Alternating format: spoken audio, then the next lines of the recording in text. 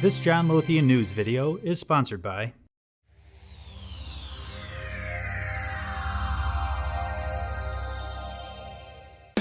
Regulatory changes continue to move forward in Europe, but there are significant differences between financial regulation in the US and the EU, and between the European states themselves.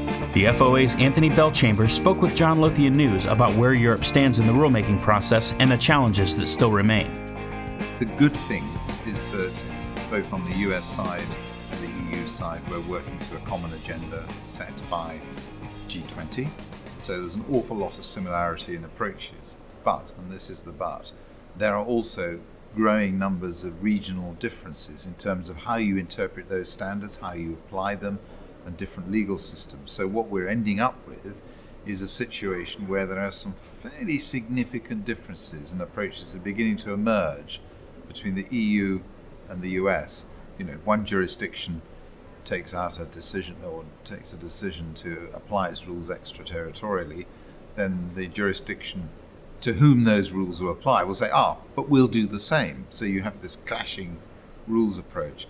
And I think there is a sort of a difference. I mean, you've got the substituting compliance approach of the SEC and the CFTC, and they're not exactly closely aligned in the line that they're going to take with that. In the EU, I think we've moved from language about strict equivalence to equivalence, and now we're talking about comparability. We've got a common path forward that's been drawn up between the CFTC and, if you like, with the Commission. But I'm not sure there are an awful lot of actions that are taking place. There's a lot of words, a lot of good things are being said, but not an awful lot is being done. One's got to remember that in particular we've got MiFID coming down the track. Now that's being negotiated at the moment. But then we've also got European elections. So even if we agree level one MiFID, you're absolutely right when you say that some of these things won't kick in until 2015. And some of those things are things where the US and the EU need to be having a coherent approach on. Very difficult to do if you haven't actually developed your rules and developed your supporting standards. It's very hard to recognize a jurisdiction when only half its rules have been developed, so that, you know, and that's true of not just the EU, that's true of a whole range of jurisdictions. The US is ahead of the curve on this, and we all know that.